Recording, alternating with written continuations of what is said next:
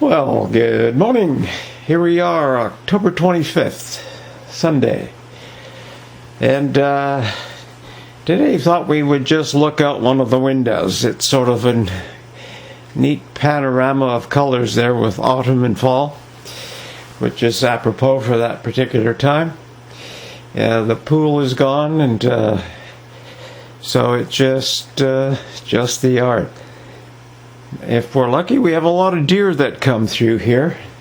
Maybe there's a family of 3 that sort of sometimes spend the nights up the hill in the backyard, and they'll come down in the morning and wander through and nibble at some leaves and whatever else they nibble at.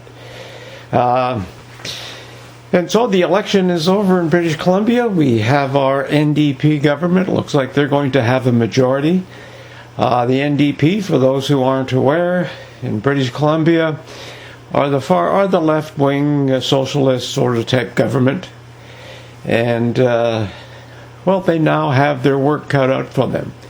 They're going to have to put some action into their talking points and see what they do. The last time the NDP had a majority, they sort of blew it and were sort of really vanquished from the scene for a while. So let's see if they do better this time. They have 4 years to prove their worth. And of course, they have the Wuhan Waltz to blame if they don't. But I think the Wuhan Waltz is one of the reasons they sort of maybe won their majority. They had primetime television every day with Dr. Henry, who has become a star in British Columbia for her pronouncements on the Wuhan Waltz, her direction of the orchestra, so to speak. At times she was out to lunch, she was following the World Health Organization, but all in all, she comes off as a very, very affable person. And we'll sort of leave that at that. Dr. Bonnie Henry, you just look her up. She's a star in BC. So I think that's perhaps why Horgan's Heroes have won their majority. One of the things you'll notice in British Columbia or in Canada in general, we believe in that illusion of democracy, I suppose, and the majority sort of wins the day. And if you don't like it, well, you can say touche, and you give them their chance to go prove what they're going to do.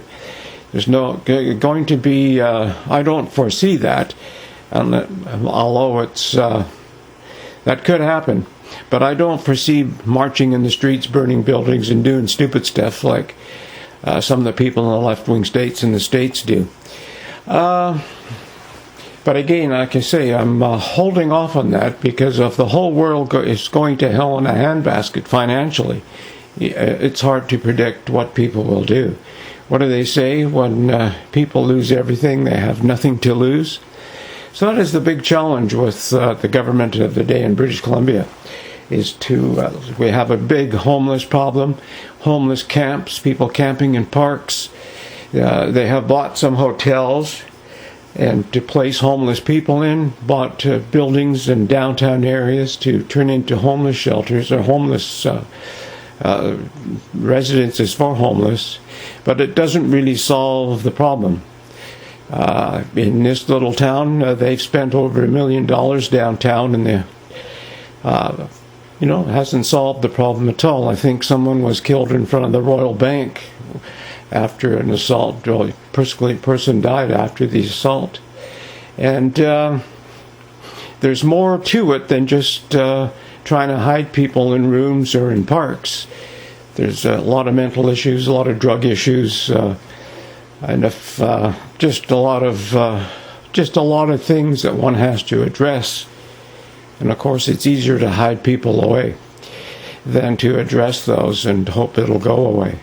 So let's see what Horgan's Heroes do. Let's see if they can really create something that will be a solution. And of course, they're going to have to spend money after it. You cannot just leave. You see, in I guess it's down California, a lot of states, they have homeless people as well, right across the continent. And I think, in we're bleeding hearts about it. We sort of say, well, people have the right to do whatever they want to do. And to a point, I suppose that's correct. But, in the older days, people who were mentally ill or had serious problems, they were chained away in caves, and food and water was brought to them. And at least they were away from the elements. Here we say it's people's rights to sleep on the streets in the cold and be cold, wet, and sick. And we sort of pass by our responsibility by saying they have the right to do that. And some of these people don't know where they are, who they are. They obviously have issues. And we have to address that. But we're not, because it costs money to put people in hospitals and in real care, where they could get the nutritional care, the medical care to really help some of these people. And of course, some you can't help, a drug addict or an alcoholic, until they're ready to do something. It's sort of hard to help them, but I still don't think we should leave them on the street in the weather. So we'll see what Horgan's Heroes do. Solve it. It's a big problem. Other than that, like I say, autumn gives us a hint that winter's coming. And what did Joe Biden say? A dark winter? Well, I'm not sure if it's going to be dark, but I think it's going to be difficult. The Western world has sort of broken their economies. Just deep in debt. Just really threw things wild open like drunken sailors. And the ramifications are going to have to be dealt with. And it's going to be interesting to see what we come up with for that. It's obvious that there's things at play that don't want small business around. You'll notice the large conglomerates have grown and doubled and tripled in size, while a lot of small businesses have disappeared. And it's not just here, it's in London as well. Also, I'll place a link to a video in London so you can see what's going on there. It's interesting because our mainstream talking heads tell us how everything's getting better, everything's cooling around, and it's pure bullshit. But I'll put a couple of links on and you can see for yourself. And of course, we know what New York has done. New York has gone to the dogs. Into crime, but we don't spend a whole lot of time on that. Mainstream media keeps giving us the pat stories that don't make any sense. And of course, what else do we have to look forward to? The currency reset, that's apparently moving along, and a lot of states a lot of people, Canada and the States, are looking at socialism because they think that's a cool thing.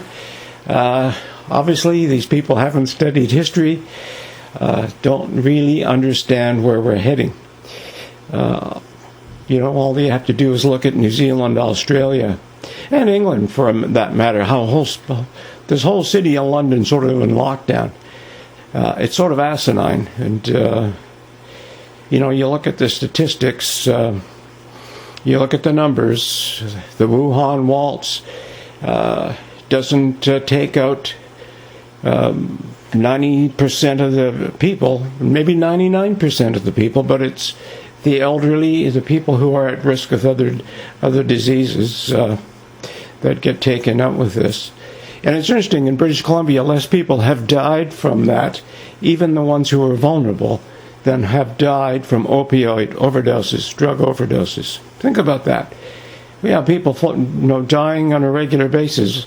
Over 100 a month die in British Columbia of drug overdoses. That doesn't hit the news too hard. And, as I say to politicians who I run into, local politicians, there's a solution to that. Get after the people who are supplying the damn drugs. And of course, if you're looking and researching deeply, you'll see that whole scenario, the drug scene goes up to people in three-piece suits, and there's no way they're going to mess with that because there's money there. That's how some of these folks make their money. And if a few die in the street, so be it, sort of thing. They're losers anyway. I suppose that's the way they look at it. But you don't believe that statement? Well, just look at history. China was had an opium problem years ago. And where did that come from? Did you know that Roosevelt's family made some of their fortune from selling opium into China? Britain built an empire doing that. And of course, if you look at the States, it still goes on with the CIA and their secret drug transactions with drug lords in Central and South America. So it's a convoluted thing. It's an obscene thing, but it happens. If you don't believe that statement, well, just buckle down and take a real serious look at it, and you'll see. It's fortunes have been made on that, and will still be made. And of course, as we're looking at this wonderful scene right now outside a window, it's pretty calm and peaceful. But when you think of the political scene, and it just isn't in major federal governments. It starts at the municipal level and works itself all the way on up. It's not, the picture isn't what it appears to be. There's a lot of manipulation and a lot of goofiness goes on. We're listening to the information on the Biden's laptop, and of course, mainstream media isn't talking about that. They're talking of talking points that have been made up by some of the old club in the back room. It's pure nonsense, much like the Russian hoax. But Biden's laptop sort of gives us an indication of what people do, what people do to make a lot of money. And we often wonder how a politician becomes a multimillionaire on their salary.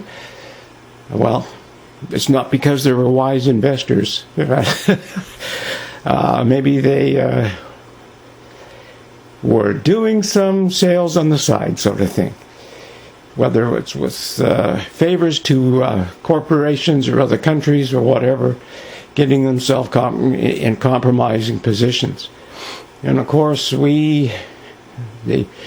those who sort of have been breastfed on the mainstream media, CNN, CTV, CBC, BBC, NBC, ABC, whatever, don't believe that, because the brainwashing is sort of a subtle thing. But anyway, that's all for today. We'll put a few links in, and all you can, to end this, we say touche to Horgan's Heroes, to the New Democratic Party, the NDP. You got to give them their kudos, and let's see them go to work. Although they're still holding off because they got to form government and put their cabinet in place, and there's several 100,000 mail-in votes they have to count. I don't think that's going to change anything dramatically. I think right now it's sitting at 55, I think it's 55 seats for the NDP, 29 for the Liberals, and 3 for the Greens. So it's obviously a major majority. There's no excuse now. You can't blame the previous government, because that was you.